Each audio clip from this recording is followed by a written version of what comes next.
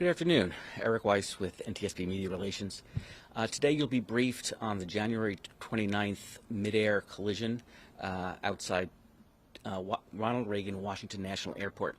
Briefing you today will be NTSB Chairman Jennifer Homendy, as well as IIC, or Investigator in Charge, Bryce Banning, B-R-I-C-E B-A-N-N-I-N-G.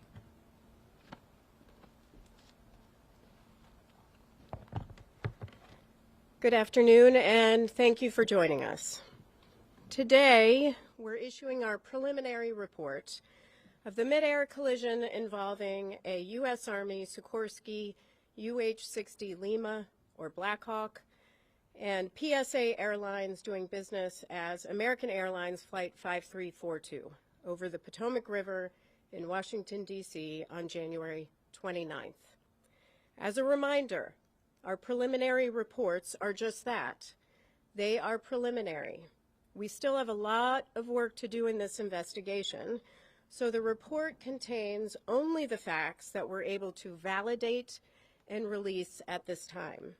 If we still have questions on something, or there's an area that we need to do more investigative work on, we're going to do that work, and that takes time. What we're not going to do is release unverified information which would only mislead the public, regulators, and others. Also, since I'm level setting here, this report does not include any analysis. That comes later in our investigation. Right now, we are still in the fact-finding phase of this investigation. I often say that the easiest and quickest part of the investigation is determining what happened. The part that takes longer is the how and why. The NTSB prides itself on being the global leader in accident investigations. We are thorough and we're fact-based. Those facts, the evidence, serve as the foundation for our analysis, our probable cause, our findings, and our safety recommendations. Generally, the preliminary report we're releasing today discusses crew experience in terms of flight hours, the history of the flights, much of which was released in my last press conference, information on the recorders. We still have a lot of work to do in this area as the Blackhawks combined cockpit voice and flight data recorder does not record date information, time information, or helicopter position information. And as I mentioned in the last press conference, there is inconsistency in the data which led us to declare the pressure altitude parameter on the Blackhawk as invalid. We're now in the process of determining whether that may have affected other helicopter systems that used pressure altitude as a data source, such as the altimeters. The report also contains information on the operators, the aircraft involved, air traffic control at the time of the crash, helicopter routes, the airport, emergency response and recovery operations, and the wreckage exams. But what I want to focus on this afternoon is our issuance of a recommendation report that contains 2 urgent safety recommendations to the Federal Aviation Administration, or FAA, concerning the helicopter routes near DCA. Urgent recommendations require immediate action to prevent similar accidents or incidents. When we issue them, we believe a critical safety issue must be addressed without delay. For this investigation, we're reviewing airport operations and prior incidents, including near mid-air collision events. Information gathered from voluntary safety reporting programs and the FAA regarding encounters between helicopters and commercial aircraft near DCA show that from 2011 through 2024, A vast majority of reported events occurred on approach to landing.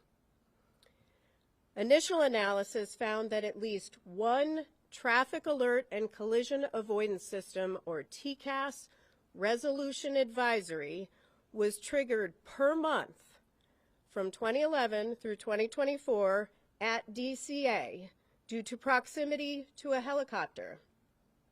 TCAS resolution advisories, or RAs, unlike traffic advisories, or TAs, are recommended escape maneuvers, for example, climb or descend, level off.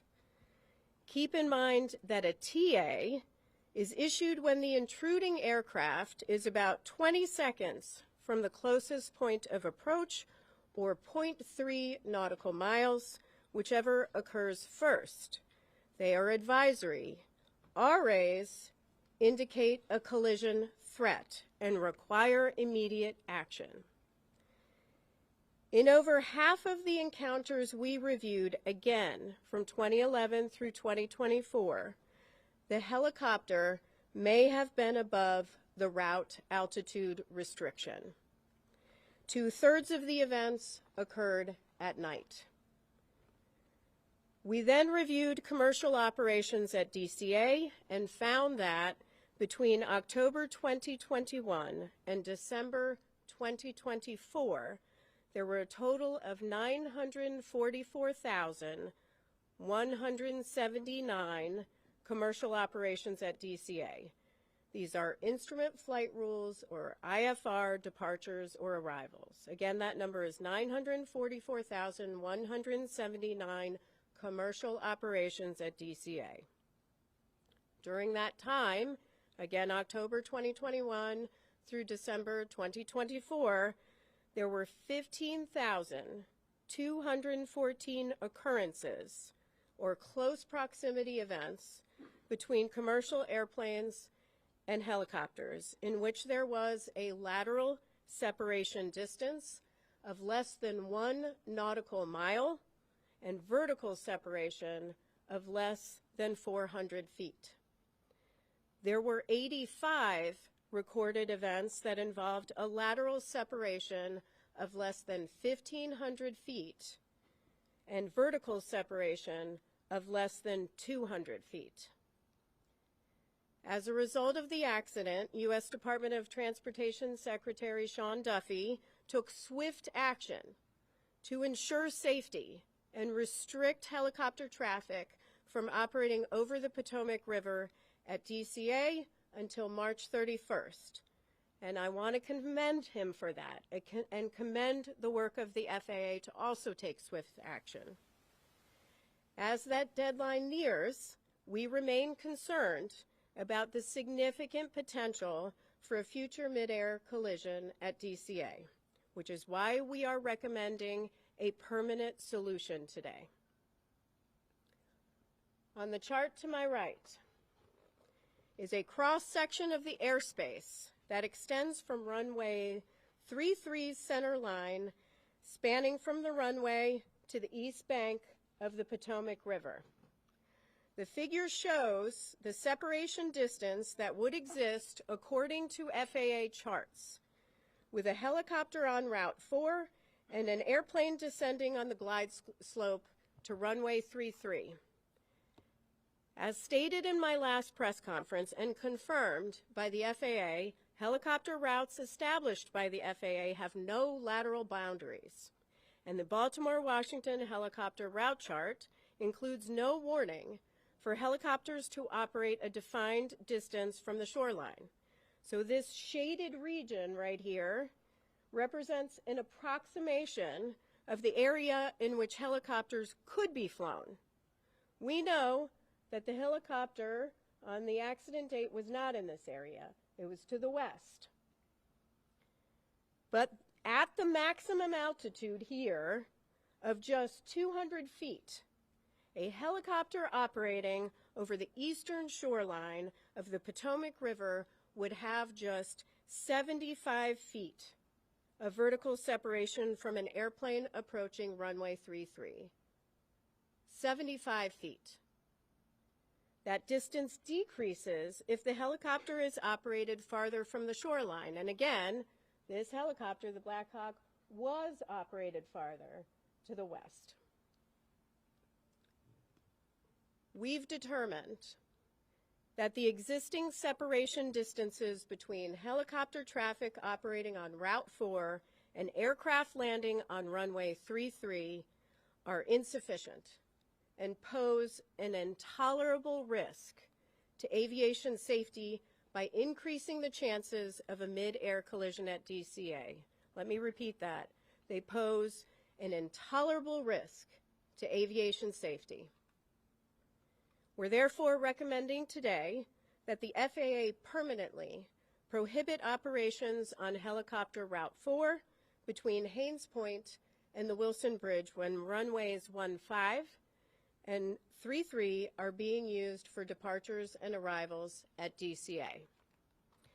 Now, we recognize that a total closure of helicopter 4 between Haines Point and the Wilson Bridge during times when runway 15 and runway 33 are in use would restrict a vital aviation corridor used for law enforcement activity, Coast Guard patrols, and continuity of government operations. Additionally, mandating that controllers hold helicopters in place north or south of DCA while airplanes are operating on runway 15 and runway 33 has the potential to increase risk by adding to controller workload. So we are also recommending that the FAA designate an alternative helicopter route that can be used to facilitate travel between Haines Point and the Wilson Bridge when that segment of Route 4 is closed. From here, our team has a lot of work to do. We'll conduct a number of simulations, including in the Blackhawk simulator, CRJ simulator, ATC tower simulator, all using the accident inputs and conditions. We'll conduct a comprehensive visibility study for the CRJ flight, the Blackhawk flight, and tower visibility, all under night conditions.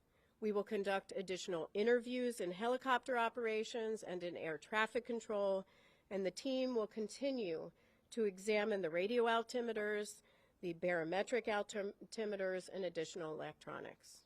With that, I will take questions. Please raise your hand. I will call on you. Please state your name and your affiliation. Yes, sir.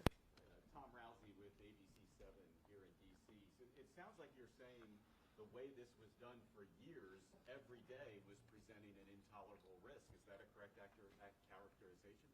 Yes, that is a correct characterization. There's a serious safety issue here, which is why we're issuing these urgent safety recommendations. Fortunately, and I am pleased that Secretary Duffy took immediate action. Now we need to see that more permanent solution. Now that said, you're recommending an alternate route. Couldn't that take it over homes and potentially create battles there? That is something that the FAA has to look at as part of designating that route, which is why we're not describing a particular route. That is something they'll have to look at. Next question.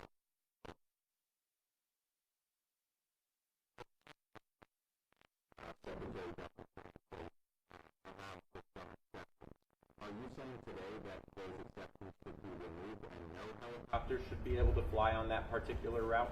And for those who may not hear the question is about the current exceptions, say for presidential helicopter operations, some life-saving helicopter operations. We are not stating that. We are leaving that to the FAA. They'll have to determine what is necessary. What we are saying is that there is a safety risk here and they need to take immediate action. And to follow up on you said over half of the helicopters in these close, near collisions, I guess you could call them, were above the 200-foot threshold. Do you have any explanation for why that might have been the case? Was it issues with altitude instruments? Were they just ignoring the restrictions? The question is about the half that we believe was over the altitude restriction for the helicopter. We'll look at that as part of our investigation. Thank you. Pete. please characterize how close a margin of 75 feet is? And then how angry does it make you that it took a fatal crash, the first fatal crash in the United States in decades, for that to expose this issue that was clearly baked into the airspace here? Well, the question is, could I characterize how close 75 feet is and whether this makes me angry? First, 75 feet is very close. That is far too close of a proximity. We have stated it's an intolerable risk to aviation safety. And we have called on DOT, FAA to take action.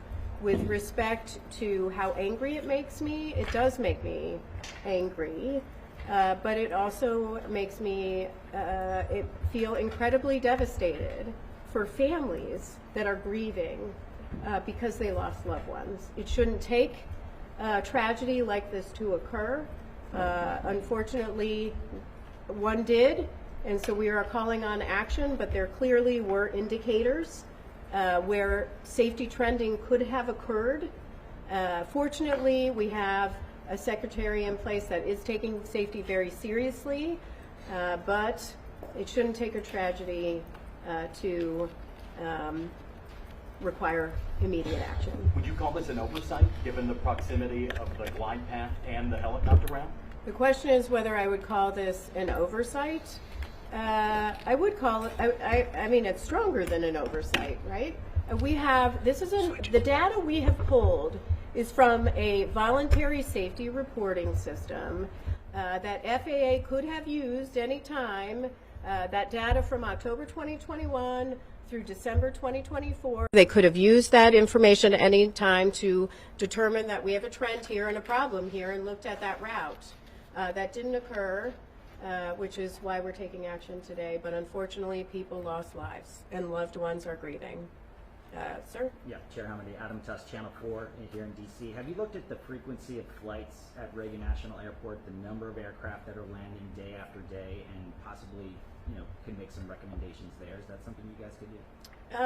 The question is on the number of flights that are landing and departing from DCA and whether we're taking a look at that. Certainly, everything is on the table right now as far as our investigation is concerned, and we will look at that. We're certainly going to look at separation distances between landing and departing aircraft as part of our investigation. That's something we would look at, but that's still to be done. Yes? BBC News, Nomia Iqbal. I wonder if you could tell us, could this have been prevented if there'd been more staffing? The question is, could this been prevented if there was more staffing? I assume you mean in air traffic control.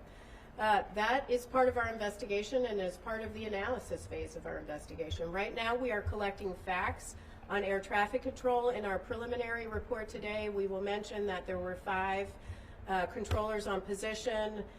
There were 9 there, not in the cab, but in the tower. Some in the break room. We do know that the helicopter and the local position were combined at 3:40 p.m. So we are taking a look at that. We do not have any evidence that anybody left. In fact, the controller came back into rotation around 4:27 p.m. We also know that the flight data position and the clearance delivery positions were also combined for the entire day, which is not abnormal. If I can just follow up, I mean, you're making these recommendations, but you've got the White House and DOJ potentially making cuts, particularly to air traffic controllers. So I wonder how worried, concerned you might be about that. The question is about, again, air traffic control staffing and any sort of cuts. I don't want to speak for the Secretary. I believe they have a hiring exemption for air traffic controllers. I see his posts on X daily calling for people to apply for air traffic controller positions. So they are actively hiring. And so, that is something he is doing right now. Hi, Will Guys, Black Beer. I'm curious, as a part of your investigation, if you'll be looking into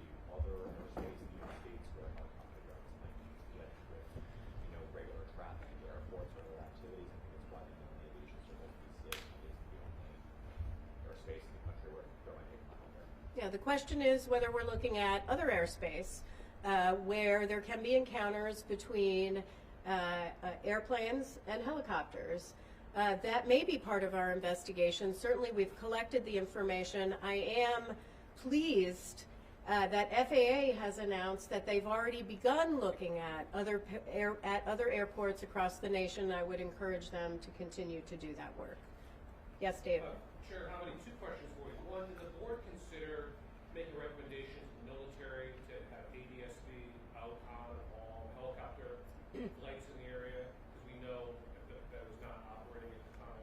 And secondly, is it a fair read of these recommendations that it will allow some helicopter traffic that has been previously prohibited, right? So helicopters that are currently not allowed in that area, if flights are only using runway 1, will be able to operate? The last question is about runway 1. Yes, our recommendations are focused on runway 15 and runway 33 and prohibiting that helicopter traffic when those are in operation. We did not address runway 1. That can continue. And your other question on ADSB. We still have a lot of work to do on ADSB. We know that the CRJ had ADSB out. It did not have ADSB in. We do have a lot of work to do with the Blackhawk, not just with this Blackhawk, but we are actually looking fleet-wide at the Blackhawk at ADSB.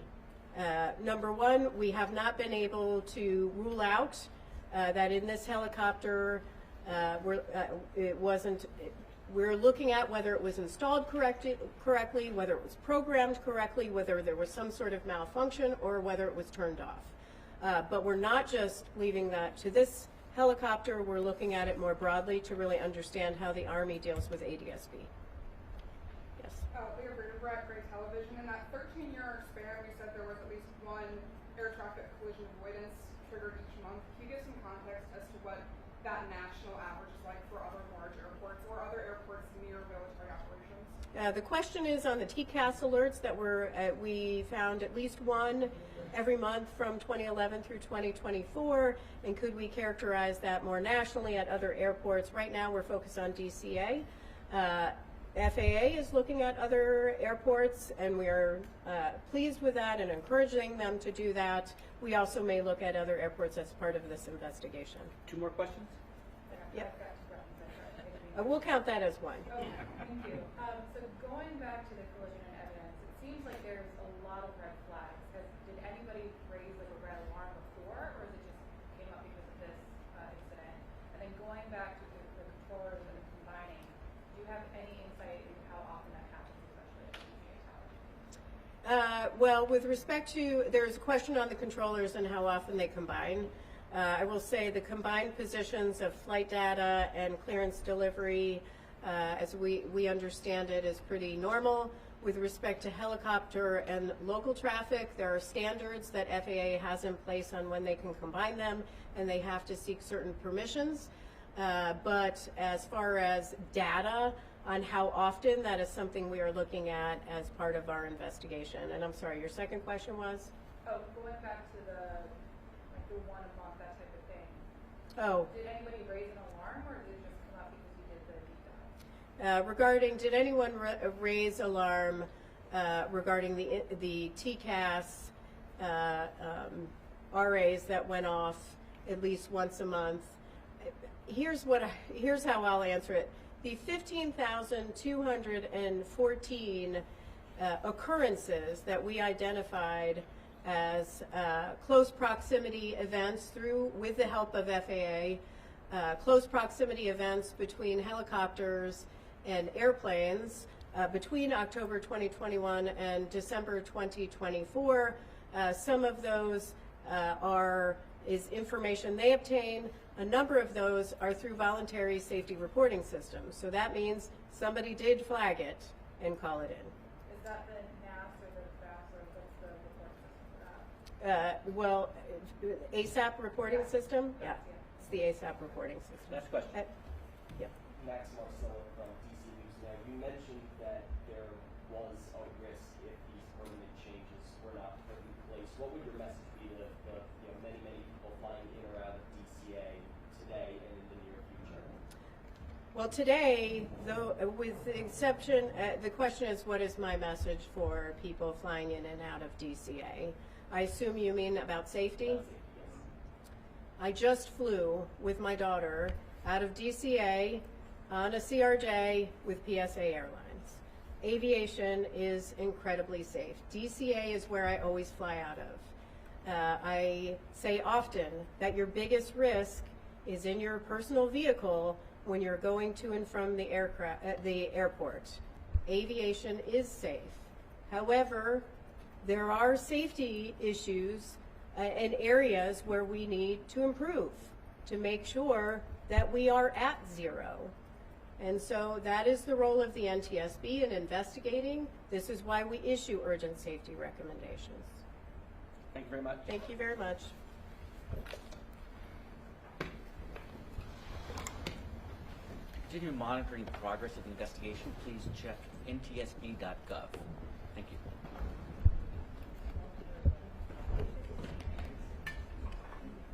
Hey, Eric, can we stay here for a bit? Yeah. Okay.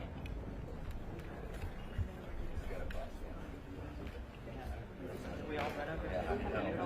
There's going to be a surge. I have. Oh, table. Yeah, there's a table right there. Oh, thanks.